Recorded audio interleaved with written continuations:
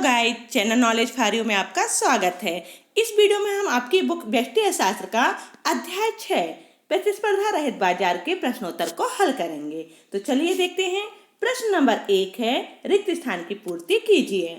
पूर्ण प्रतियोगी बाजार में खालिस्तान क्रेता एवं विक्रेता होते हैं। तो जो पूर्ण प्रतियोगी बाजार होता है उसमें क्रेता और विक्रेताओं की संख्या कैसी होती है? अधिक होती है। तो इसका उत्तर हो जाएगा बहुत अधिक क्रेता एवं विक्रेता होते हैं। दूसरा है समरूप वस्तु। समरूप मतलब एक जैसी रंग और रूप में। तो समरूप वस्तु का उत्पादन खालिस्तान बाजार की विशेषता है। तो समरूप वस्तुएं पूर्ण प्रतियोगिता बाजार में पाई जाती हैं। तीसरा है खालिस्तान बाजार में फर्म और उद्योग में अंतर नहीं होता, दोनों एक ही होती हैं। तो ऐसी कौन सी प्रतियोगिता होती है जिसमें फर्म और उद्योग में अंतर नहीं होता? तो वह होती है आपकी पूर्ण प्रतियोगिता। खालिस्तान बाजार में विज्ञापन लागतें कुल लागत का एक बड़ा हिस्सा होती हैं।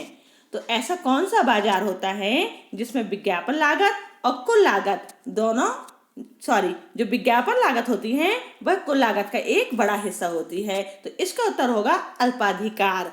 अल्पाधिकार में जो विज्ञापन वगैरह होती हैं उनको दिखाने के लिए एक उत्पादक को अधिक खर्च करना पड़ता है, जो कुल लागत में ऐड हो जाता है या जुड़ जाता है।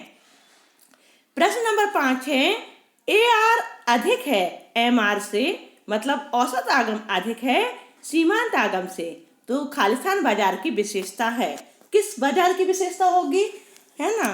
तो एकाधिकार बाजार की विशेषता होगी। एक शब्द एक वाक्य में उत्तर दीजिए। तो किस बाजार में विक्रय लागतों का अभाव पाया जाता है? तो पूर्ण प्रतियोगिता बाजार में विक्रय लागतों का अभाव पाया जाता है। किस बाजार में उपभोक्ता को पूरे बाजार में वस्तु विशेष की कीमत की जानकारी होती है? ऐसा कौन सा बाजार होता है जिसमें उपभोक्ता को, मतलब कि एक क्रेता को पूरे बाजार में वस्तु विशेष की कीमत की जानकारी होती है? तो वह होता है पूर्ण प्रतियोगिता। AR बराबर MR माइनस MC किस बाजार की विशेषता है? तो यह भी पूर्ण प्रतियोगिता की विशेषता होती है। प्रश्न नंबर 1 है, पूर्ण प्रतियोगिता बाजार से क्या आशय है? तो पूर्ण प्रतियोगिता बाजार क्या कहलाता है? पूर्ण प्रतियोगिता बाजार की वह स्थिति होती है जिसमें एक समान वस्तु के बहुत अधिक क्रेता एवं विक्रेता होते हैं और एक क्रेता तथा एक विक्रेता बाजार कीमत को प्रभावित नहीं कर पाते। और यही कारण है कि पूर्ण प्रतियोगिता में बाजार में वस्तु की एक ही कीमत प्रचलित होती है। मतलब बाजार में वस्तु की जो कीमत होती है बिल्कुल एक बराबर हो जाती है। सभी की वस्तुएं एक जैसी हैं, रंग रूप एक जैसा है और कीमत भी एक जैसी होती है।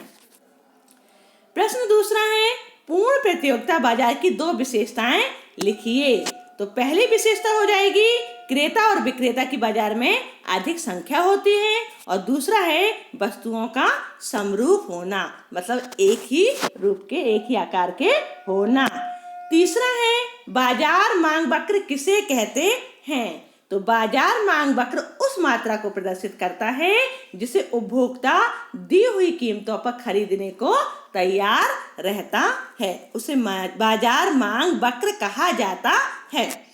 चौथा है सीमांत संप्राप्ति से क्या आशय है? तो सीमांत संप्राप्ति क्या है? संप्राप्ति मतलब आगम होता है, ठीक है, आगम। एक अतिरिक्त इकाई का विक्रय करने पर फर्म के कुल आगम में जो वृद्धि होती है उसे सीमांत संप्राप्ति या आगम कहा जाता है।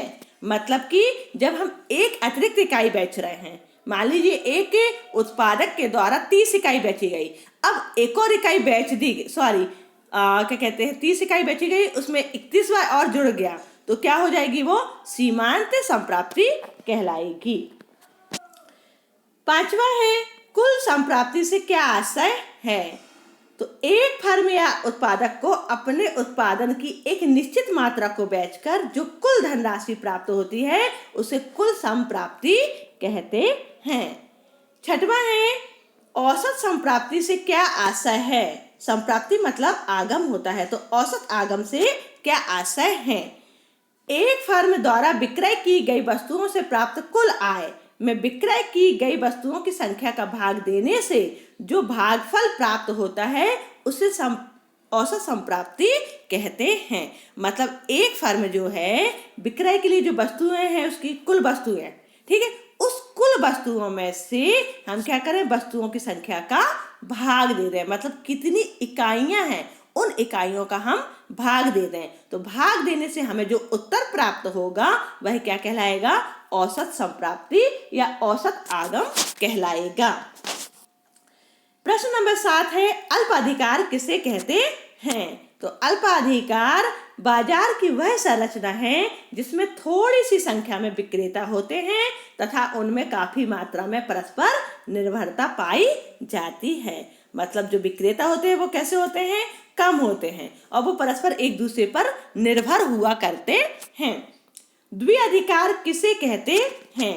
तो द्विअधिकार से आशय बाजार की ऐसी स्थिति से होता है जिसमें केवल 2 ही विक्रेता होते हैं और दोनों विक्रेताओं की वस्तुओं के एक ही रूप होते हैं और दोनों समान मूल्य नीति का पालन करते हैं, तो उसे द्विअधिकार कहा जाता है। अल्पाधिकार की विशेषताएं लिखिए। तो अल्पाधिकार की पहली विशेषता है विक्रेताओं की संख्याओं का कम होना। जो विक्रेता होते हैं वो कैसे होते हैं? कम होते हैं। और दूसरा होता है कीमत स्थिरता। ठीक, ये हो गई अल्पाधिकार की विशेषताएं।